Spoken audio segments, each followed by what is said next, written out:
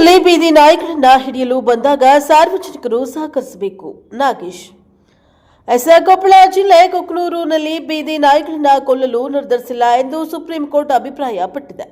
ಸಾರ್ವಜನಿಕ ಸುರಕ್ಷತೆ ಹಿತದೃಷ್ಟಿಯಿಂದ ರಸ್ತೆಗಳು ಮತ್ತು ಸಾಂಸ್ಥಿಕ ಆವರಣಗಳನ್ನು ಬೀದಿ ಪ್ರಾಣಿಗಳಿಂದ ಮುಕ್ತವಾಗಿಡಬೇಕು ಎಂದು ಪಟ್ಟಣ ಪಂಚಾಯತ್ ಮುಖ್ಯ ಅಧಿಕಾರಿ ನಾಗೇಶ್ ಹೇಳಿದ್ದಾರೆ.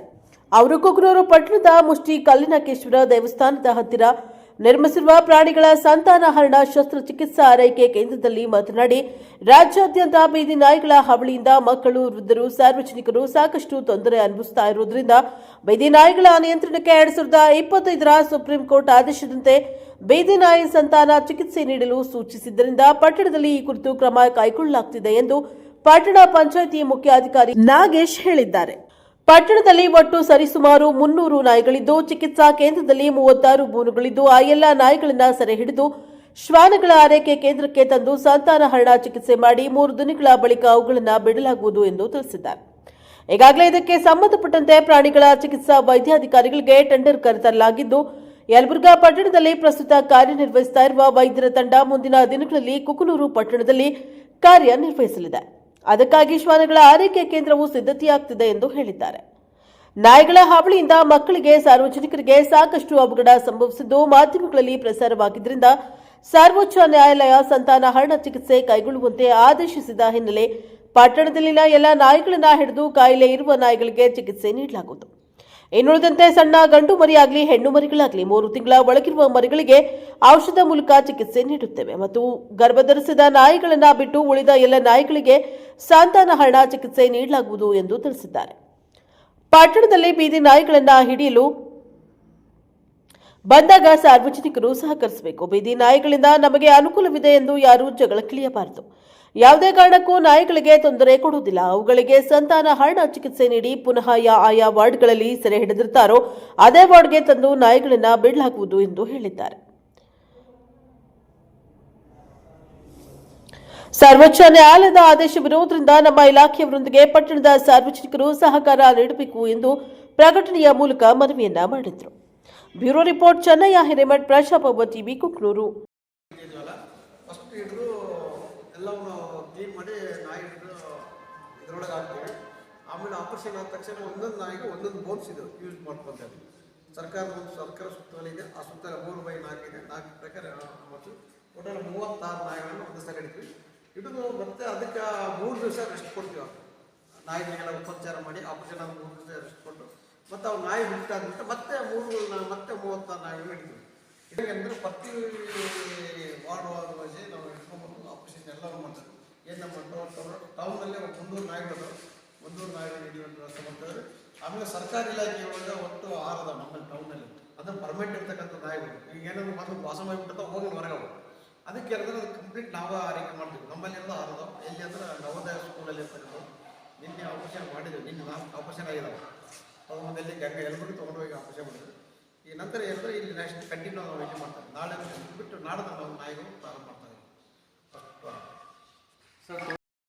ಇನ್ನೊಂದಿಷ್ಟೇ ನಮ್ಮ ಇಲಾಖೆಗೆ ಸಂಪೂರ್ಣ ಸಹಕಾರ ಕೊಡಬೇಕು ಅಂತ ನಾನು ಈ ಸಂದರ್ಭದಲ್ಲಿ ಕೇಳ್ಕೊಳ್ತೇನೆ.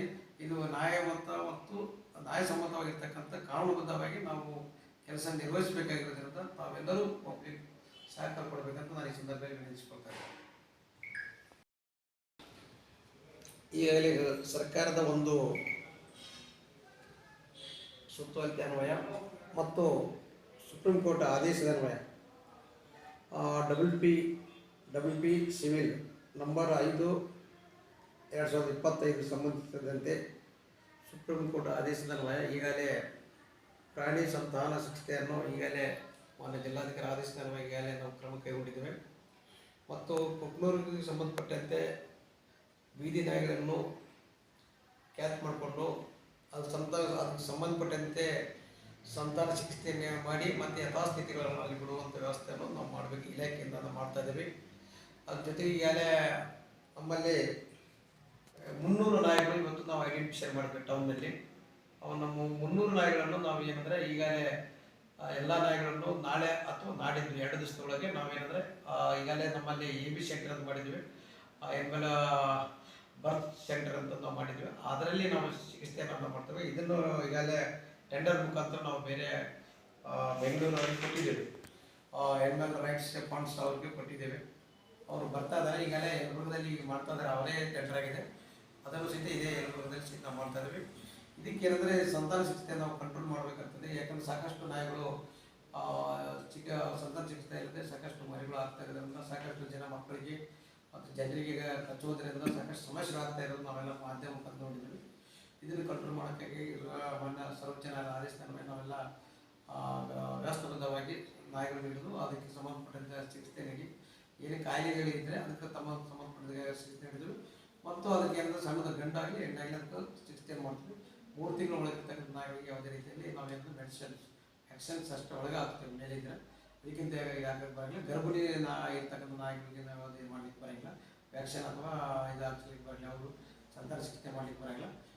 ಎರಡು ಬಿಟ್ಟು ಮರಿಗಳು ಮತ್ತು ಗರ್ಭಿಣಿ ನಾಯಿಗಳನ್ನು ಬಿಟ್ಟು ಉಳಿದ ಎಲ್ಲ ನಾಯಿಗಳಿಗೆ ನಾವು ಸಂತಾನ ಚಿಕಿತ್ಸೆ ಮಾಡ್ತೀವಿ. ಅದ್ರ ಜೊತೆಗೆ ಏನಂದರೆ ನಮ್ಮ ಟೌನ್ ಒಳಗೆ ನಾವು ಏನೋ ಈಗ ಇರ್ಲಿಕ್ಕೆ ಬಂದಾಗ ಸಾರ್ವಜನಿಕರು ನಮ್ಗೆ ಸಹಕಾರ ನೀಡಬೇಕಾಗ್ತದೆ. ಯಾಕೆಂದರೆ ನಾಯಿಗಳನ್ನು ನಮ್ಮ ನಾಯಿಗೆ ತಂದು ಹಿಡ್ಕೊಂಡು 30 ದಿವಸದಲ್ಲಿ ಸುಮ್ಮನೆ ತೊಗೊಂಡು ಹೋಗ್ತೀರಿ ಅದಕ್ಕೆ ಈಗ ಅಂತ ಬೇರೆಲ್ಲ ಮಾಡ್ತಿರ್ತಾರೆ. ನಮ್ಗೆ ಬಿಡೋಂಗಿಲ್ಲ. ಬೀದಿ ನಾಯಿ ಇರೋದ್ರಿಂದ ನಮ್ಗೆ ಅನುಕೂಲ ಆಗಿದೆ ಅಂತಂದರೆ ಜನರು ತಪ್ಪು ಮಾಹಿತಿಗಳಿದೆ.